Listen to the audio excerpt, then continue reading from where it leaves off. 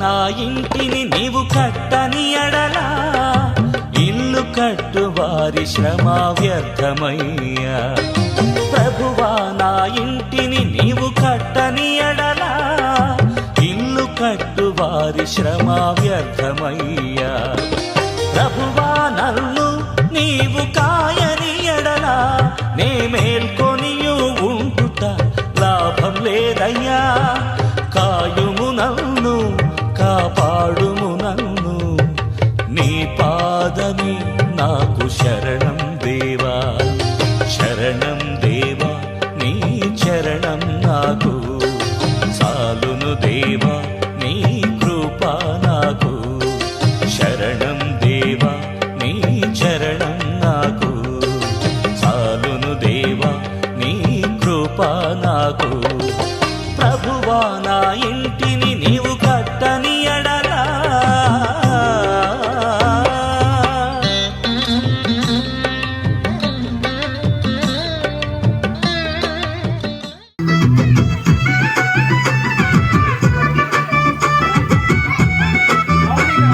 రేలా రేలా రేలా రేలా రేలా రేలా రేలా రే రేలా రేలా రేలా రేలా రేలా రేలా రేలా రేలా రేలా రే రేలా రేలా రేలా రేలా రేలా రేలా రేలా రే రేలా రేలా రేలా రే రేలా రేలా రేలా రేలా రేలా రేలా రే రేలా రేలా రేలా రే రేలా.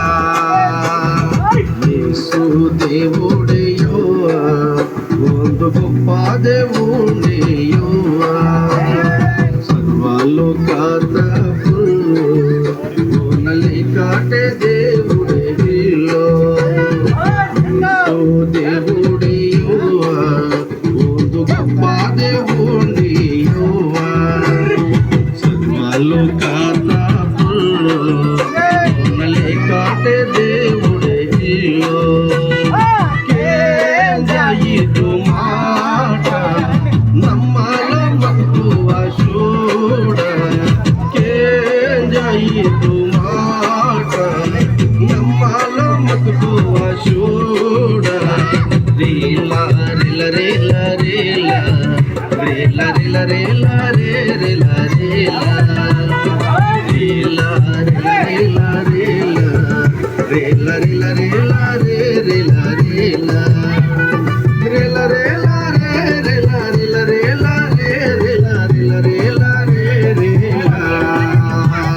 ರೇಲ ರೇಲ ರೇಲ ರೇ ರೇಲ ರೇಲ ರೇಲ ರೇ ರೇಲ ರೇಲ ರೇಲ ರೇ ರೇಲ. కివి భాష తెగవారు మాట్లాడుతూ పాడుతున్నారు, పాడి డాన్సులు చేస్తున్నారు.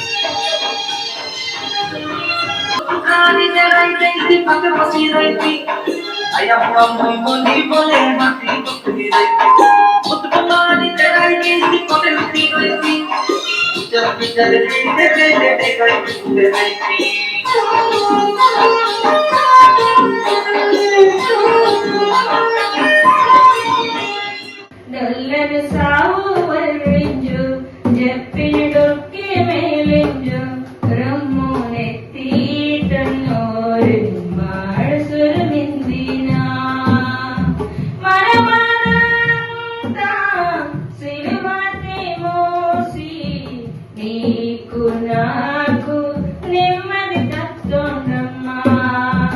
మన పాపమంతా సిలువని మోసి నీకు నాకు రక్షణ తత్తుండమ్మా. వేద మందనాదయ్యో వేద బ్రతుకనాదయ్యో నాకు తెలియోడిల్లే ఇంజరు అడసుర మందిరా నల్లడి సావు వర్ణించు చెప్పిన డొక్కి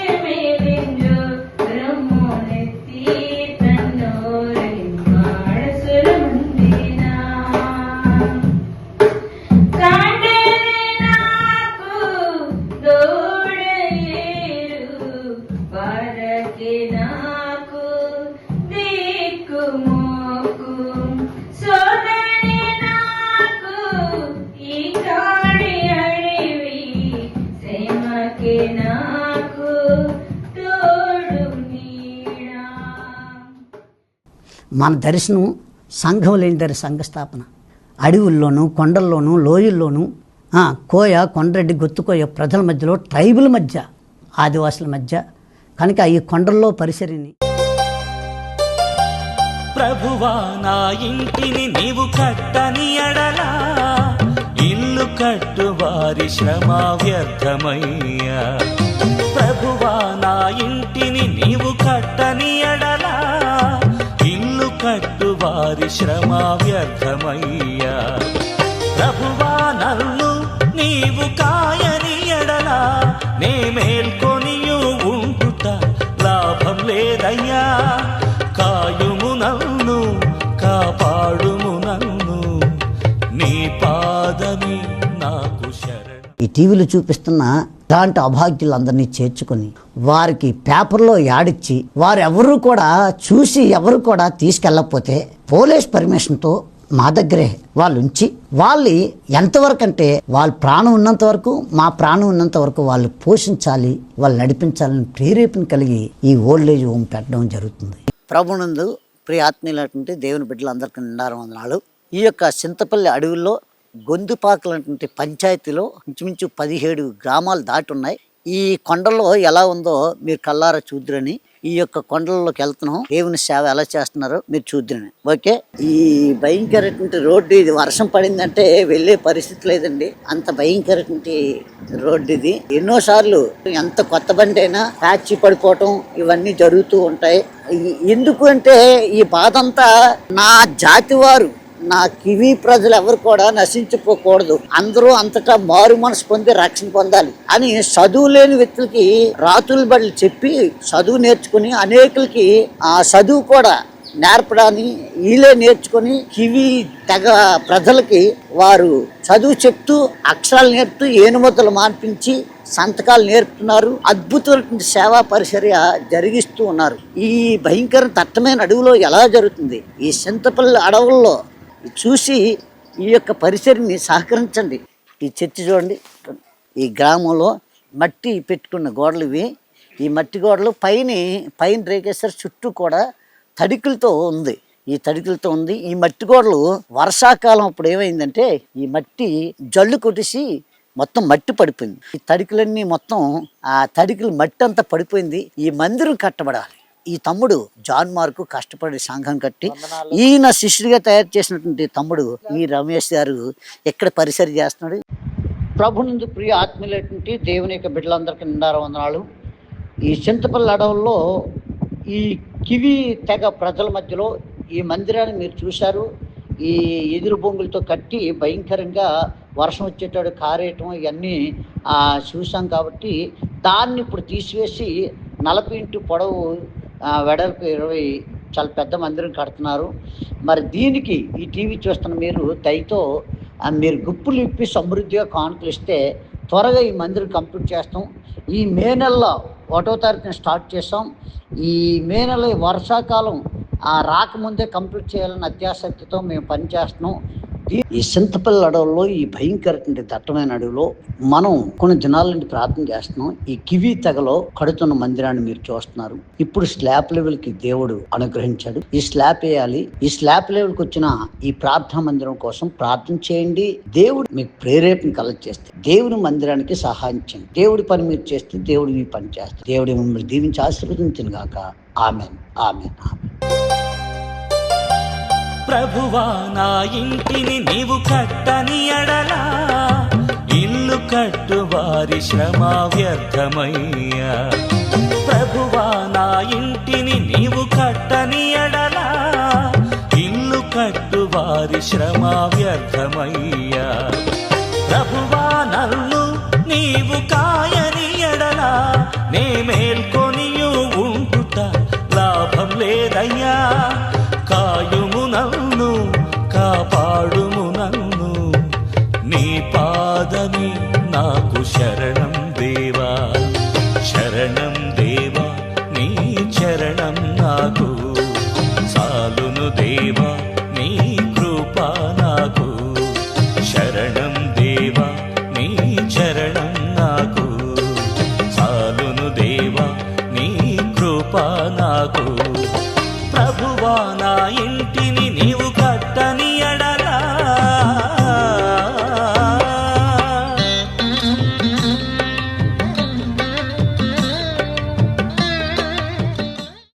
ప్రభునందు ప్రియాత్మీయులైనటువంటి దేవుని బిడ్డలందరికీ నిండార వందనాలు.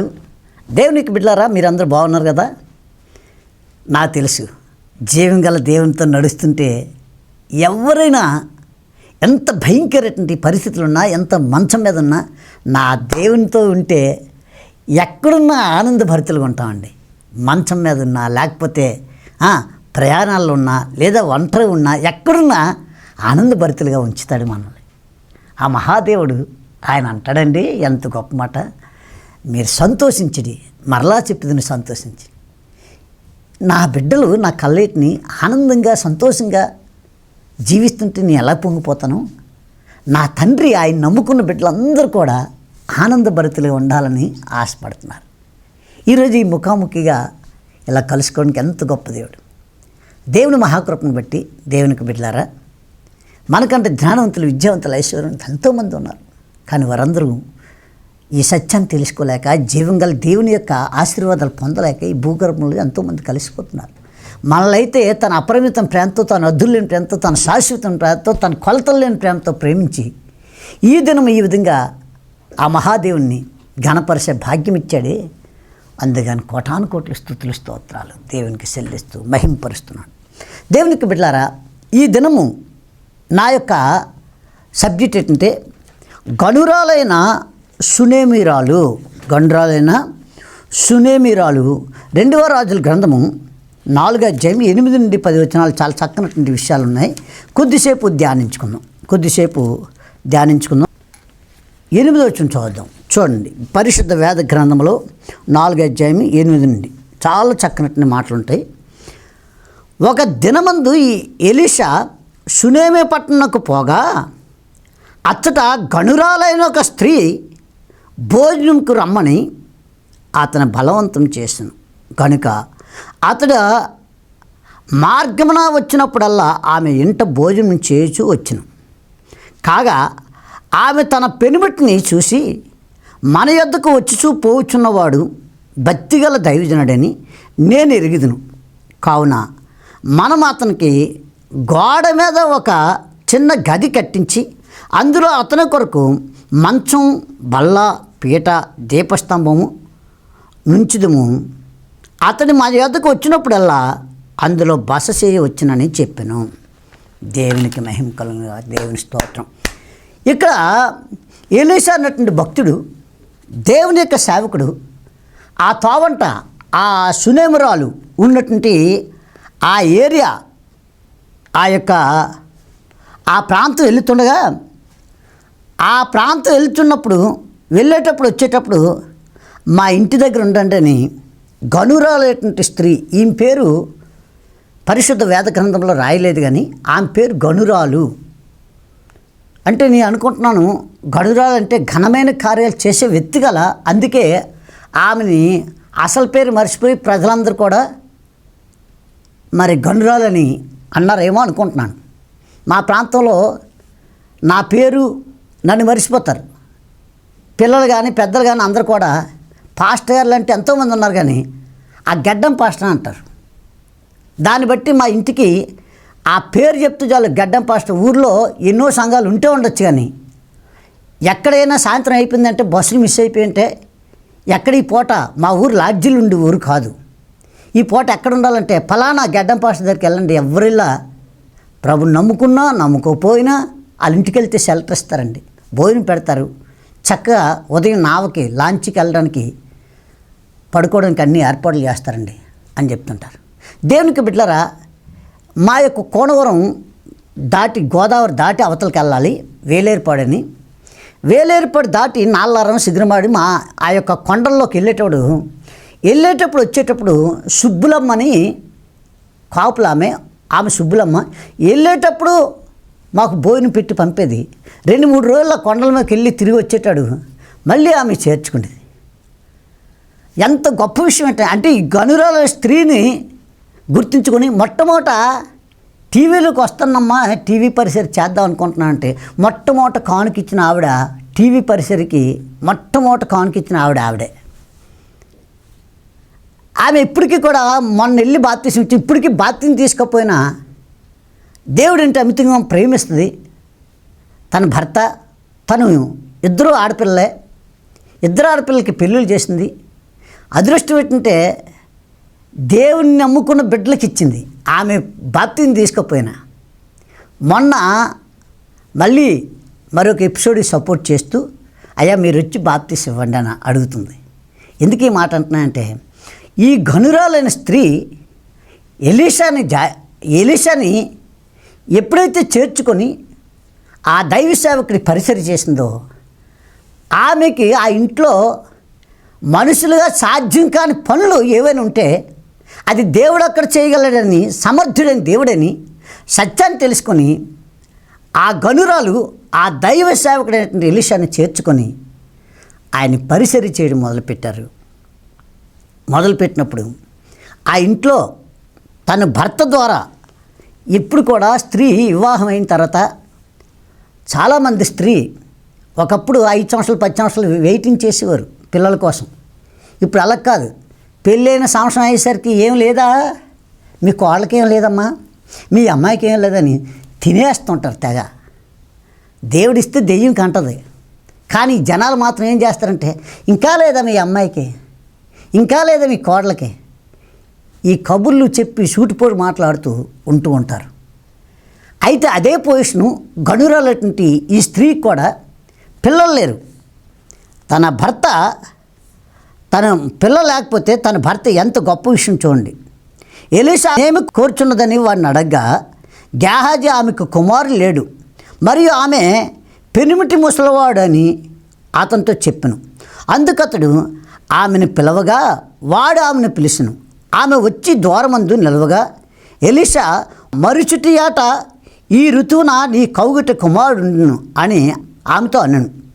ఆ మాట విని దైవజనుడు అయిన నా ఇల్లువాడ ఇలాగూ పలకవద్దు, నీ దాసురాలు నైన నాతో అబద్ధం ఆడవద్దు. పిమ్మట ఆ స్త్రీ గర్భవతి మరచుటికి ఏట ఎలీషా తనతో చెప్పిన కాలమున కుమారుని కన్ను. దేవుని స్తోత్రం, గ్లోరీ టు ద గాడ్. ఆమేన్ ఆమేన్ ఆమేన్ ఆమేన్ హల్లెలూయా. దేవునికి బిడ్డలారా, మనుషులు సాధ్యం కాని దేవుడికి సమస్తం సాధ్యమే.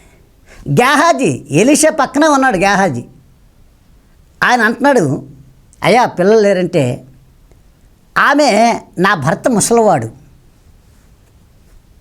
సంసారాన్ని పనిచేసే పరిస్థితులు లేవు, అయినప్పటికీ మీరు నాకు మాట ఇస్తున్నారు దేవుని సేవకులు. మీరు తన భర్త తను కూడా గుర్తించరు. ఏమని?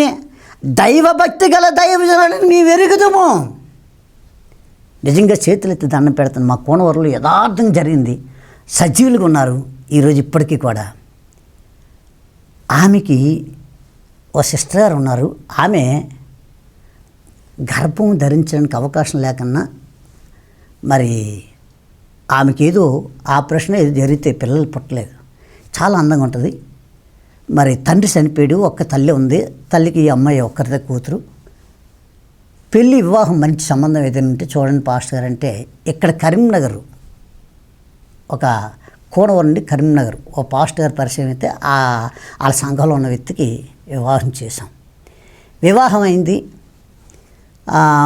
3 నెలలు 6 నెలలు గడిచింది. ఇక వాళ్ళ అత్తగారు ఏదైనా అంటారని భయంతో తన భర్త మన యొక్క ఈ అమ్మాయిని పెళ్లి చేసిన పెళ్లి కొడుకు తండ్రి ఫోన్ చేసి, అయ్యా హెల్దీ ఉంటుందా అమ్మాయి, మంచి ఆరోగ్యవంతురాలేనా అంటే, ఏంటి అలాగన్నారంటే, భార్య భర్తలు మంచిగా ఉన్నారు, ప్రస్తుతానికి పిల్లలు లేరండి అనేసాను. ఇటు 6 నెలలకి పిల్లల గురించి అడుగుతున్నట్టే, నువ్వు దేవుని నమ్ముకున్నాడు కదా, ప్రార్థన చేయి. నీ యొక్క కోళ్ళ కోసం, భార్య భర్తలు మీరిద్దరూ నీ కొడుకు కోళ్ళ కోసం ప్రార్థన చేయండి. తీరా ఈ మాట ఎందుకు ఫోన్ చేస్తున్నారని తల్లి దగ్గరికి వెళ్ళి అడిగితే, అయ్యా నా కూతురికి తోడు కావాలి కానీ పిల్లలు పుట్టే అదృష్టం ఆమెకి లేదంటాను. లైసెన్సు నాకు మ్యారేజ్ లైసెన్సు జిల్లా కలెక్టర్ గారు ఇచ్చి అప్పటికి 63 పిల్లల్లో ఎన్నో చేశాను. అప్పటికి ఒకటి ఆమె ఏమైనా తేడా వచ్చిందంటే లైసెన్స్ క్యాన్సిల్ అయిపోద్ది. రెండోది ఆమె పిల్లలు పుట్టకపోతే భయంకరంగా సంఘంలో ఈయన చేసిన పెళ్ళిళ్ళని ఇలాంటివే అని అంటారు. మొన్న విశాఖపట్నంలో పాస్టర్ గారు 502 పెళ్ళిళ్ళు చేశారట, 372 పెళ్ళిళ్ళు విడాకులు అయిపోయాట.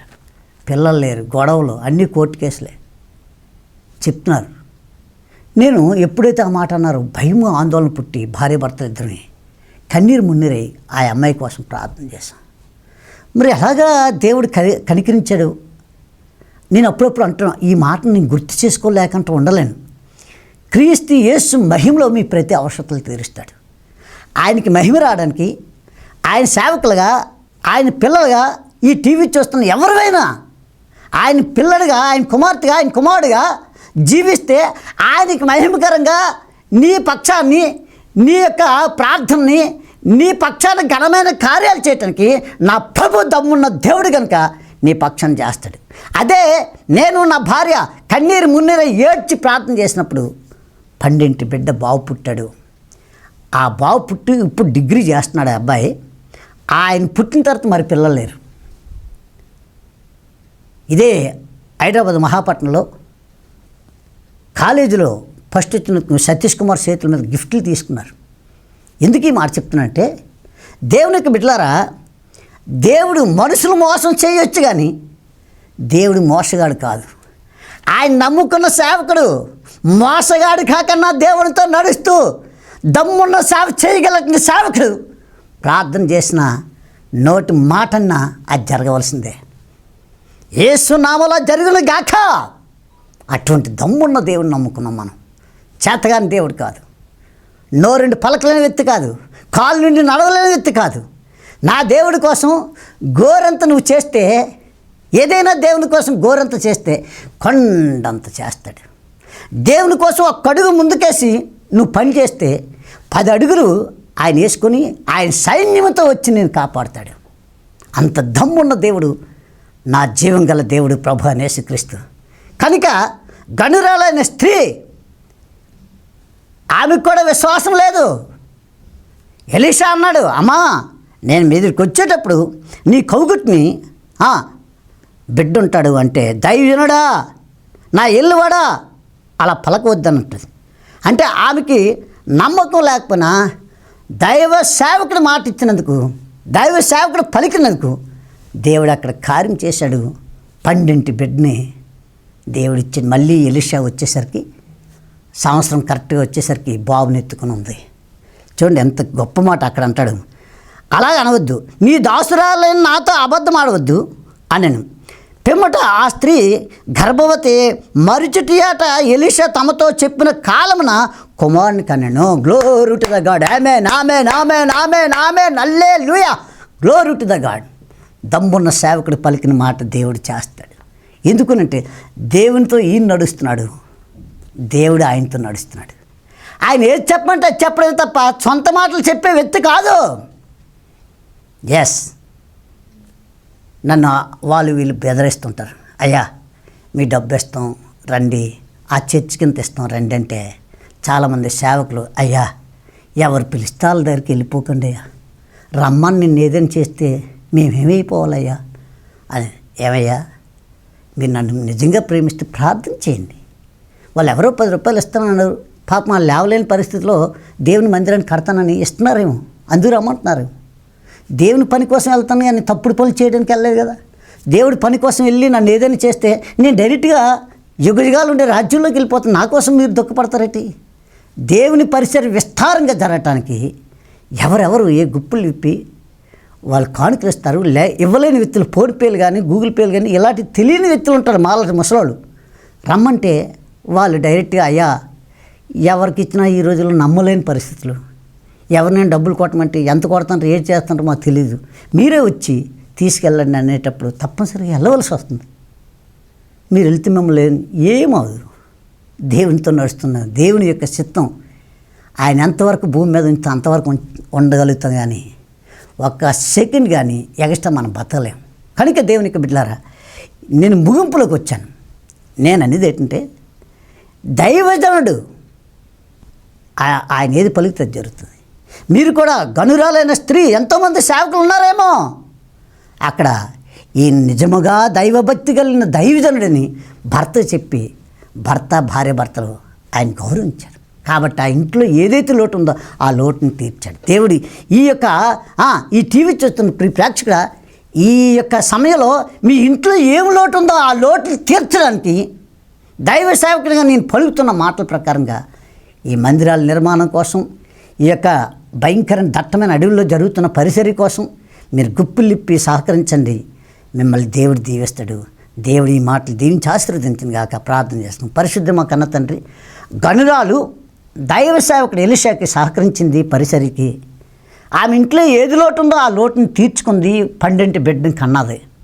అలాగే ఈ టీవీ చూస్తున్న ప్రతి ప్రేక్షకుడు నాయన ఈ టీవీ పరిసరియా ఈ కొండల్లోనూ, లోయల్లోనూ, అడవుల్లోనూ, కోయ, కొండ్రెడ్డి, గొత్తుకోయ, లంబాడేసు, గదబ, అయా మాల్టో, మరాఠీ, అయా కివి, అయా ఈ యొక్క తెగల్లో ఆంధ్ర, తెలంగాణ, ఛత్తీస్గఢ్, ఒరిస్సా, మహారాష్ట్ర ఈ కొండల్లో జరుగుతున్న ప్రజలకి పరిసరి కోసం గుప్పులిప్పి వాళ్ళ ఇంట్లో అయా నీకిచ్చి వాళ్ళ ఇంట్లో ఉన్న సమస్యలన్నీ పరిష్కరించుకొని నీ నామానికి మహిమ తెచ్చే విధంగా వారి బిడ్డలందరూ టీవీ చూస్తున్న ప్రతి బిడ్డ జీవించేటట్టు సహాయం చేయమని, మహిమా ఘనత ప్రభావం మీరు పొంది మా ప్రాణం ఉన్నంత వరకు నమ్మకంగా యథార్థంగా పరిశుద్ధమైన జీవితం జీవించి బలా నమ్మకమైన దాసుడా రా అని యుగయుగాలు ఉండే రాజ్యంలో మమ్మల్ని చేర్చుకోమని యేసుక్రీస్తు వారి దివ్యనామమున ప్రార్థిస్తున్నా పరమ తండ్రి.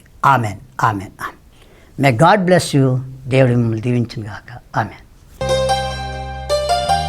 ప్రభువా నా ఇంటిని నీవు కట్టని ఎడలా ఇల్లు కట్టు వారి శ్రమ వ్యర్థమయ్యా. ప్రభువా నా ఇంటిని నీవు కట్టని ఎడలా ఇల్లు కట్టు వారి శ్రమ వ్యర్థమయ్యా. ప్రభువా నన్ను నీవు కాయని ఎడలా నే మేల్కొనియు ఉంటుట లాభం లేదయ్యా. కాయుము నన్ను, కాపాడుము నన్ను, నీ పాదమే నాకు శరణం దేవా. శరణం దేవా, నీ చరణం నాకు చాలును దేవా, నీ కృప నాకు. శరణం దేవా, నీ చరణం నాకు చాలును దేవా, నీ కృప నాకు. ప్రభువా నా ఇంటిని నీవు కట్టని ఎడలా